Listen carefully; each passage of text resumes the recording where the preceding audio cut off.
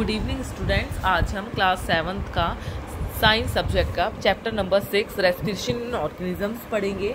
आपने देखा है कि जब हम भागते हैं, जब हम वॉकिंग करते हैं, जब हम कोई हैवी एक्सरसाइज करते हैं, कोई वेट उठा लिया हमने, ऊपर से नीचे स्टेयर्स पे से आ रहे हैं, ऊपर चढ़ रहे हैं, तो हमारी सांस जो हम ब्रीथ करते हैं फास्ट ब्रीथ करने लग जाते हैं, फास्ट ब्रीथ करते हैं और हमारी डीप ब्रीथ होती है और बहुत तेज तेज होती है, फास्ट होती है। क्यों होती है? हमारी सांस फूल जाती है। क्यों होता है ऐसा सब कुछ? इसी को जानने के लिए आज हम रेस्पिरेशन को पढ़ेंगे। जब हम ब्रीथ करते हैं, जब हम कुछ काम करते हैं, हैवी एक्सरसाइज करते हैं, तो हम ब्रीथ फास्ट और डीपर इसलिए करते हैं क्योंकि हमको ज्यादा एनर्जी चाहिए। क्योंकि हमको ज्यादा एनर्जी चाहिए और ज्यादा एनर्जी चाहने के लिए हमको ऑक्सीजन की रिक्वायरमेंट होती है, क्योंकि ऑक्सीजन ही है जो इसको हमारे फूड को तोड़कर एनर्जी बनाता है। तो ऑक्सीजन ज्यादा लेने के लिए, क्योंकि जिससे कि हमें एनर्जी मिले या ऑक्सीजन हमारा हेल्प करे फूड को तोड़ के एनर्जी बनाने में और हम वॉक कर सकें, हम भाग सकें, इसके लिए हमको ऑक्सीजन की ज्यादा रिक्वायरमेंट होती है और इसीलिए हम ज्यादा तेज और ज्यादा गहरी सांस लेते हैं, जिससे हमें ज्यादा से ज्यादा ऑक्सीजन मिले। ठीक है, चलिए अब देखते हैं आगे। है आपको पता है हमारी जो ऑर्गेनिज्म की बॉडी किसकी मिलके बनी होती है? सेल की।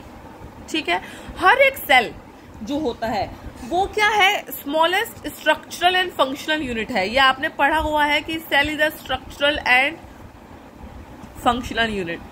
अब इस सेल के अंदर आपको पता है बहुत सारे ऑर्गेनेलीज होते हैं, माइटोकॉन्ड्रिया, गोल्गी बॉडी, जिनका अलग अलग काम होता है। ठीक है, तो सेल के अंदर बहुत सारे हमारे प्रोसेसेस हो रहे हैं सेल के अंदर बहुत सारे प्रोसेस हो रहे हैं। जैसे कि हम बोल सकते हैं न्यूट्रिशन का प्रोसेस हो रहा है, ट्रांसपोर्ट हो रहा है अंदर किसी भी मिनरल या न्यूट्रिएंट्स का हमारे बॉडी में, या ब्लड के थ्रू ट्रांसपोर्ट हो रहा है सेल्स में। एक्सक्रीशन में हर सेल जो कुछ सेल्स हैं वो न्यूट्रिशन कर रहे हैं, कुछ सेल्स ट्रांसपोर्ट में लगे हुए हैं, कुछ सेल्स हमारे एक्सक्रीशन कर रहे हैं। तो हमारे जो सेल है उनका काम है अलग अलग जगह पे, अलग अलग काम है। किसी का न्यूट्रिशन में है, किसी का ट्रांसपोर्ट में है, किसी का एक्सक्रीशन में है। ठीक है, इसको परफॉर्म करने के लिए सेल को क्या चाहिए होती है? एनर्जी चाहिए होती है।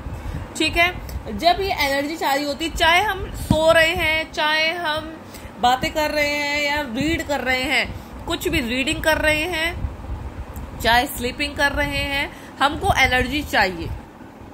ठीक है, हमको एनर्जी कहाँ से मिलती है? ये फूड के ब्रेकडाउन से। और फूड का ब्रेकडाउन कब होगा? ऑक्सीजन करेगी।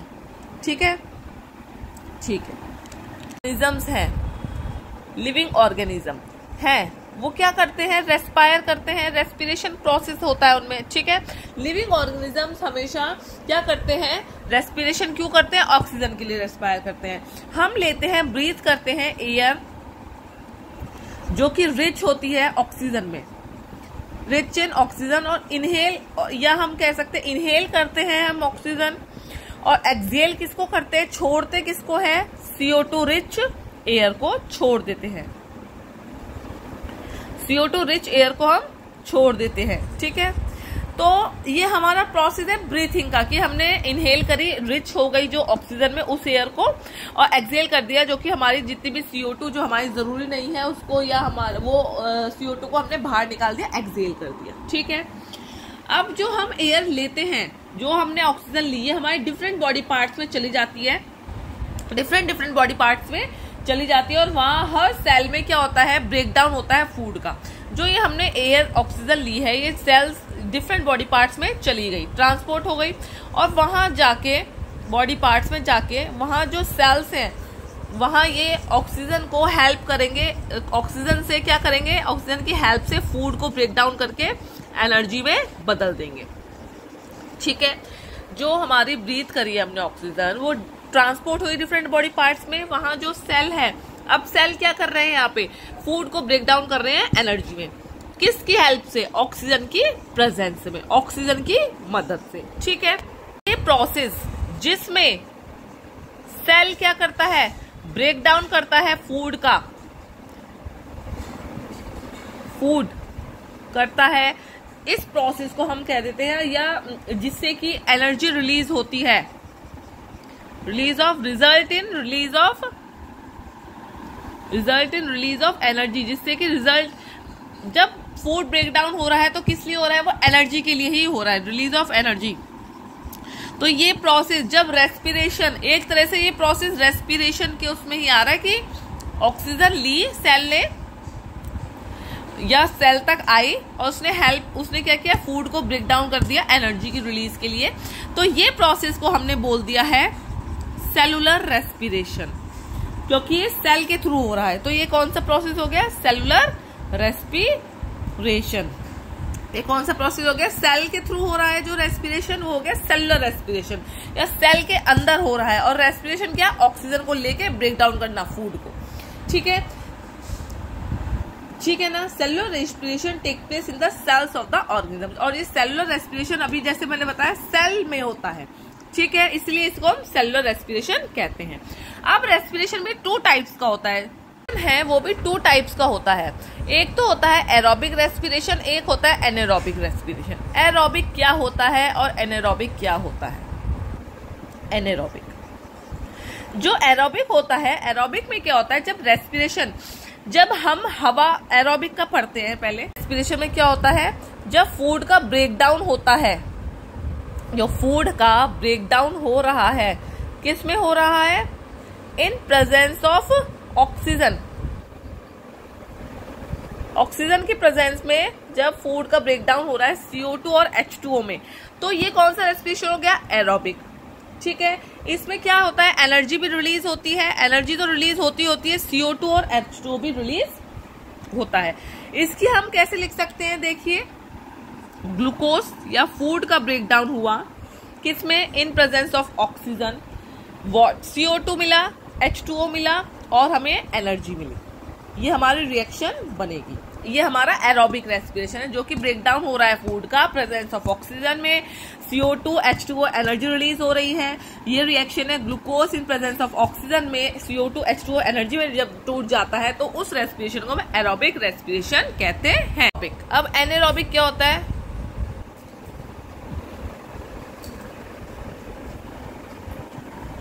जब फूड का ब्रेकडाउन, जब फूड है हमारा, उसका ब्रेकडाउन एब्सेंस ऑफ ऑक्सीजन में होता है। मतलब इसमें जो ग्लूकोज है वो एब्सेंस ऑफ ऑक्सीजन में किस में टूटता है, अल्कोहल, और क्या बनाता है, CO2 प्लस एनर्जी। जब हमारा फूड का ब्रेकडाउन किस लिए होता है, पहले तो ये बताओ, एनर्जी की रिलीज के लिए, ठीक है, जिससे हमें एनर्जी चाहिए। लेकिन हमने यहाँ एक नया पढ़ा, एनारोबिक में तो हम अभी तक पढ़ते आ रहे थे कि ऑक्सीजन की प्रेजेंस में, अब एरोबिक में तो हम पढ़ते आ रहे थे ऑक्सीजन की प्रेजेंस में हो रहा है ये फूड का ब्रेकडाउन, लेकिन एनारोबिक में तो उल्टा, ये एब्सेंस में भी ग्लूकोज का ब्रेकडाउन हो रहा है, या फूड, ये हमारा फूड है, इसका ब्रेकडाउन हो रहा है and in absence of oxygen में अल्कोहल, CO2 और एनर्जी रिलीज कर रहा है। अच्छा, ये चीज नहीं है, ठीक है। जब फूड का ब्रेकडाउन किसकी एब्सेंस में हो रहा है, ऑक्सीजन की एब्सेंस में, और यहाँ क्या बन रहा है, वहां बन रहा था CO2 और वाटर, यहाँ हमारा अल्कोहल और CO2 और एनर्जी रिलीज हो रही है। अगर आपसे पूछे एनारोबिक के बीच में एरोबिक और एनारोबिक का डिफरेंस बताइए, तो क्या बताएंगे आप, ये प्रेजेंस ऑफ ऑक्सीजन में होता है, ये एब्सेंस ऑफ ऑक्सीजन में होता है, एनारोबिक, ठीक है। और ये इसमें बनता है, प्रोडक्ट्स क्या होते हैं जो बनते हैं, CO2 बनता है, वाटर बनता है और एनर्जी बनती है। इसमें क्या बनता है, जो प्रोडक्ट्स होते हैं हमारे, इसमें अल्कोहल, CO2 और क्या बनता है, एनर्जी। और जो ये एनर्जी होती है एरोबिक में, एरोबिक की एनर्जी ज्यादा होती है, मोर एनर्जी, इसकी एनर्जी क्या होती है एज कम्पेयर टू एरोबिक, कम होती है, लो एनर्जी रिलीज होती है। इसमें ज्यादा एनर्जी रिलीज होती है एरोबिक में, एंड एनारोबिक में एनर्जी होती है रिलीज, लेकिन वो कम अमाउंट में होती है, ठीक है। अब एनारोब क्या होता है? जैसे कि एग्जांपल देती हूँ, यीस्ट, जिसके अंदर एब्सेंस ऑफ ऑक्सीजन में रेस्पिरेशन हो रहा है, उनको हमने क्या बोल दिया? एनारोबिक। और रेस्पिरेशन जो हो रहा है वो एनारोबिक रेस्पिरेशन। जो एनारोब्स हैं, जिसमें एनारोबिक रेस्पिरेशन हो रहा है, जिसमें ऑक्सीजन की एब्सेंस में रेस्पिरेशन हो रहा है, वो हो गया, जैसे कि एग्जांपल है उसका यीस्ट, उनको हम एनारोब्स बोल देते हैं। और जो रेस्पिरेशन होते हैं उसको हम एनारोबिक रेस्पिरेशन बोल देते हैं। ठीक है। जब हम हैवी एक्सरसाइज करते हैं, या हम कहते हैं वेट लिफ्टिंग कर लिया हमने, वॉकिंग कर ली बहुत तेज है ना, वॉकिंग कर ली, वॉक करा हमने, साइकिलिंग कर ली, तो हमें बहुत डीप, अभी मैं इस चीज को बता चुकी हूँ क्यों होती है, क्योंकि हमको ज्यादा एनर्जी चाहिए होती है, और ज्यादा एनर्जी के लिए ऑक्सीजन की लिमिटेड सप्लाई तो उतनी ही हो रही है ऑक्सीजन की, लेकिन हमें ज्यादा एनर्जी चाहिए, तो उसको एनर्जी को ज्यादा लेने के लिए ऑक्सीजन की ज्यादा डिमांड भी होती है। और इस टाइम क्या होने लग जाता है, जब ऑक्सीजन की डिमांड ज्यादा होती है कि भाई ज्यादा ऑक्सीजन चाहिए, लेकिन होती लिमिट में है और हमको एनर्जी भी ज्यादा रिलीज करनी है, तो कौन सा प्रोसेस होने लग जाता है हमारे मसल्स में? एनारोबिक रेस्पिरेशन स्टार्ट हो जाता है। किसके लिए एनारोबिक रेस्पिरेशन क्यों स्टार्ट हो जाता है? टू मीट द डिमांड और fulfil the demand of oxygen. Demand of oxygen नहीं, एनर्जी। एनारोबिक रेस्पिरेशन कब स्टार्ट हो जाता है? जब हम हैवी एक्सरसाइज, वेट लिफ्टिंग वगैरह कर रहे हैं, तो हमको ज्यादा एनर्जी चाहिए, लेकिन एनर्जी ज्यादा कब होगी? जब ज्यादा ब्रेकडाउन होगा, और ब्रेकडाउन के लिए हमें ऑक्सीजन चाहिए। ऑक्सीजन तो हमें उतनी ही मिल रही है, लेकिन हमको अब ज्यादा अमाउंट में चाहिए। जब ज्यादा और ऑक्सीजन है नहीं, लिमिटेड है, तब हमारा एनारोबिक रेस्पिरेशन स्टार्ट हो जाता है। किसके लिए? जिससे हमें ज्यादा से ज्यादा ज्यादा एनर्जी मिल सके, और जो एनर्जी की डिमांड है हम उसको फुलफिल कर सके। ठीक है। देखा है कभी कभी क्रैम्प्स आ जाते हैं हमारे, क्रैम्प्स, जैसे आपने बोला ना, नस पे नस चढ़ जाती है, या हम कोई एक्सरसाइज करते हैं जब ज्यादा क्रैम्प्स आ जाते हैं। क्यों आते हैं ये क्रैम्प्स? किस वजह से आते हैं? क्यों होता है ऐसा? क्योंकि जो मसल सेल्स होते हैं हमारे, कभी कभी रेस्पायर करने लग जाते हैं। कैसे रेस्पिरेशन करने लग जाते हैं? एनारोबिक रेस्पिरेशन करने लग जाते हैं। ठीक है। अब एनारोबिकली क्यों करने लग जाते हैं रेस्पिरेशन? जब हमारे मसल्स, जब हम काम कर रहे होते हैं, हैवी वर्क वगैरह कर रहे होते हैं, जब अभी मैंने आपको बताया एनारोबिक रेस्पिरेशन होने लग जाता है, तो मसल सेल्स में जब एनारोबिक रेस्पिरेशन होने लग गया, तो अब हमारा क्या प्रोड्यूस होने लग गया? जो ग्लूकोज है वो पूरा ब्रेकडाउन ना होके आधा ब्रेकडाउन हो जाता है लैक्टिक एसिड में। ब्रेकडाउन किस में हो जाता है? अल्कोहल में ना होके लैक्टिक एसिड में हो जाता है उसका ब्रेकडाउन।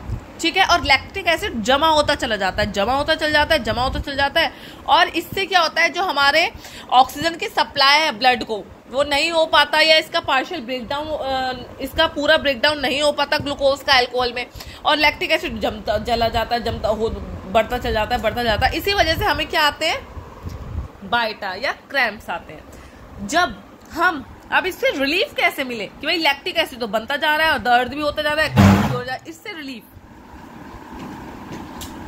या तो हम हॉट मसाज करेंगे, हॉट वाटर बाथ, या मसाज करो। अब जब आप किसी चीज का मसाज कर रहे हो, कोई चीज जमा हो गई एक जगह, जब आप उसको रगड़ रहे हो तो उसे फैलेगी, वो फैलेगी, फिर क्या होगा? ऑक्सीजन का सप्लाई है जो, वो तो एक्यूमुलेट तो हो ही गई, उसका फैलना हो, चाहे वो एक ग्रुप में रहे, उसका कुछ नहीं। लेकिन जब आप मसाज कर रहे हो, हॉट वाटर बाथ ले रहे हो, तो क्या होता है? जो ऑक्सीजन सप्लाई है वो सब जगह तक जाती है, ऑक्सीजन सप्लाई अच्छी हो जाती है, सर्कुलेशन इंप्रूव हो जाता है, ब्लड सर्कुलेशन इंप्रूव हो जाता है, supply of oxygen to the muscles में ऑक्सीजन सप्लाई अच्छे से चली जाती है। फिर इससे क्या होता है? जो लैक्टिक एसिड में ब्रेकडाउन हो रहा है, वो किसमें? ऑक्सीजन की सप्लाई मसल सेल्स में चली गई, ऑक्सीजन मसल सेल्स तक गया, ब्लड सर्कुलेशन भी अच्छा हो गया, ब्लड ने ऑक्सीजन को सप्लाई कर दिया मसल्स तक। अब इससे क्या हो जाता है? जो लैक्टिक एसिड का ब्रेकडाउन किसमें हो जाता है? जो लैक्टिक एसिड इतना सारा जमा हो गया, वो किसमें? ऑक्सीजन, कार्बन डाइऑक्साइड और वाटर में हो जाता है। यहाँ पे अब कौन सा रेस्पिरेशन हो गया? एरोबिक। जो क्रैम्प्स आए हमने क्या किया, क्रैम्प आ गए, बहुत ज़्यादा वर्क कर दिया, क्रैम्प्स आ गए और लैक्टिक एसिड बनना बहुत ज़्यादा एक्यूमुलेट हो गया। तो हमने उसको हॉट वाटर बाथ दिया, मसाज किया, तो ब्लड सर्कुलेशन हमारा क्या हुआ, इंक्रीज हो गया। उसने ऑक्सीजन सप्लाई दी मसल्स तक, ऑक्सीजन गई, ऑक्सीजन ने लैक्टिक एसिड का ब्रेकडाउन किस में कर दिया, CO2 और वाटर में। इससे हमको रिलीफ मिल गया, लैक्टिक एसिड किस में कन्वर्ट हो गया, CO2 और वाटर में। अगर आपको आज की मेरी वीडियो पसंद आई हो तो like, share, subscribe, follow, comment जरूर करें और कमेंट करके ये बताएं जो टॉपिक आपको समझ नहीं आते। मैं जरूर उन टॉपिक के साथ अपनी वीडियोस लेके आऊँगी और आपको हर तरह से समझाने की कोशिश करूँगी, हर आसान तरीके से जिससे आप समझ सकते हैं। थोड़ा रेस्पिरेशन इंपॉर्टेंट चैप्टर है तो मैं इसको ज़्यादा नहीं ले रही हूँ, थोड़ा टॉपिक से पढ़ा रही हूँ, जिसमें आज मैंने एरोबिक और एरोबिक का करा, तो जिससे आपको अच्छे समझ में आए। तो मिलते हैं नेक्स्ट वीडियो में नेक्स्ट टॉपिक के साथ, सेम चैप्टर के साथ। तब तक के लिए बाय।